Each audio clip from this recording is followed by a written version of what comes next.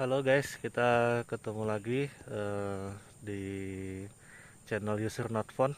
Kita kali ini akan mencoba membahas sedikit tentang arti dari nomor nomor di belakang di pupuk NPK ya. Di pupuk NPK itu kan biasanya kadang ada nomor NPK 13, terus ada NPK 12. Itu artinya apa sih? Jadi nanti kita akan coba menjelaskan sedikit apa arti nomor di belakang pupuk NPK tersebut. Jadi Ada deh. apa kegunaannya juga, dan juga nanti Ada apa, deh.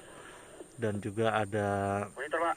kegunaannya apa, dan juga Jam akan 3. fungsinya untuk apa sih di tanaman kelapa sawit. Oke, terus saksikan ya. Jadi, Pak. Oke guys, ini adalah pupuk NPK yang saya sebutkan tadi. Itu sebetulnya artinya apa sih di arti dari 13, 6 dan 27 ini ya. Jadi kan di sini ada tertulis, ini kan satu karung dia beratnya 50 kg.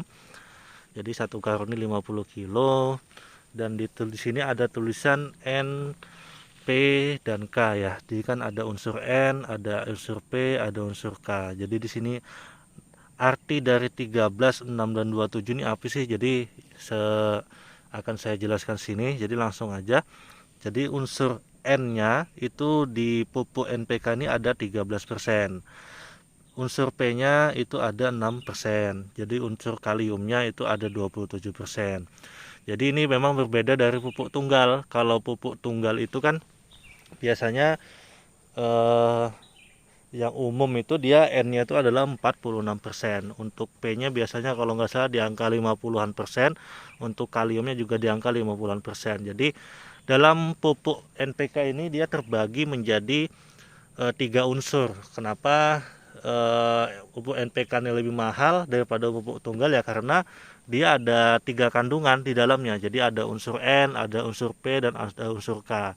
Jadi biasanya kalau pupuk NPK ini juga dia ada jenisnya ya. Ada yang NPK 12, ada yang NPK 13, ada juga NPK yang 15. Jadi untuk saat ini kita memakai pupuk NPK yang 13. Jadi arti dari 13, 6 dan 27 ini adalah unsur kandungan di dalam pupuk dalam 50 kg ini. Jadi unsur N-nya itu ada 13%, unsur P-nya ada 6%, unsur kaliumnya ada 27%. N ini bisa bisa kita dapatkan di di pupuk yang namanya urea. Untuk P205 ini bisa kita temukan di rock fosfat. Untuk K2O ini bisa kita temukan di pupuk MOP. Jadi dia secara pupuk lengkap, tapi presentasi unsur kandungan haranya itu sedikit. Contoh kayak N, kalau urea sendiri dia pupuk tunggal, dia 46%. Untuk P205, kalau rock fosfat dia sekitar 50-an% kandungannya, tapi di sini cuma 6%. Untuk K2O-nya untuk di pupuk MOP dia sekitar 60-an%, tapi di pupuk NPK dia cuma 27%. Jadi begitu. Jadi eh, ini satu satu pupuk ini dia langsung mencangkup tiga unsur, tapi kalau pupuk tunggal dia cuma satu unsur aja. Jadi kayak urea kan dia cuma unsur N aja, tidak ada unsur P, tidak ada unsur K. Tapi kalau NPK dia lengkap, dia ada N, ada P, dan K, tapi unsurnya sedikit. N-nya 13%, P-nya 6%, dan K2O-nya itu ada 27%. Oke, jadi begitu guys untuk penjelasan tentang pupuk NPK. Jadi kenapa pupuk NPK ini banyak digunakan oleh petani-petani sawit, karena dia secara pupuk itu lengkap. Lengkap unsurnya dan lengkap kandungannya, tidak hanya satu. Tapi kelemahan dari pupuk majemuk atau pupuk yang banyak unsur itu ya presentasi unsur haranya sedikit. Contoh kayak NPK tadi cuma ada 13%, unsur N-nya ada, unsur P-nya cuma ada 6%, dan unsur kaliumnya cuma ada 27%. Sedangkan kalau kita memakai pupuk tunggal dia rata-rata di angka 40-an% ke atas. Contoh kayak urea itu dia ada unsur N-nya 46%, tapi cuma satu unsur saja. dan harganya juga biasanya lebih lebih apa ya lebih lebih mahal daripada pupuk yang tunggal karena dia banyak kandungannya sebetulnya.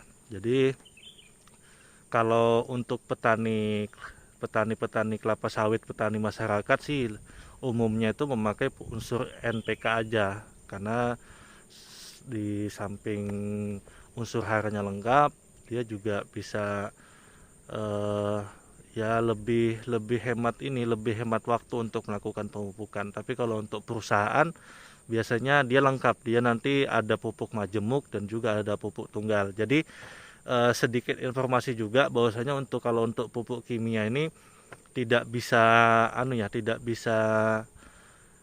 tidak bisa maksudnya tidak harus 1 tahun itu tidak harus langsung menggunakan pupuk kimia. Jadi minimal itu harus dibarengi dengan pupuk organik. Supaya apa? Supaya tanahnya ini tidak terlalu keras ya, karena kalau kimia ini kan dia identik dengan tanah itu nanti akan menjadi keras dan tidak subur kalau terus-terusan kita pakai pupuk kimia. Tapi nanti harapannya yang memang harus sih, sebetulnya harus dilakukan karena pupuk organik ini sangat membantu untuk pembenahan tanah biar tanah ini bisa terjaga kualitasnya. Karena kalau tanah juga tidak terjaga kualitasnya, maka kelapa sawit juga tidak akan bisa dengan baik menyerap unsur hara di dalam tanah gitu ya. Oke guys, mungkin itu penjelasan singkat dari saya, semoga bermanfaat. Nanti kita akan coba lihat lagi unsur-unsur apa yang ada di pemupukan kelapa sawit yang paling bagus untuk dilakukan pemupukan kelapa sawit. Jadi nanti kita akan coba bikin video lagi tentang kelapa sawit dan ilmu-ilmu kelapa sawit. Jadi kalau teman-teman ada berbeda pendapat ya, kita bisa diskusi di kolom komentar, dan kalau ada setuju ya terima kasih untuk apresiasinya. Oke, mungkin itu aja. Terima kasih. Salam planters.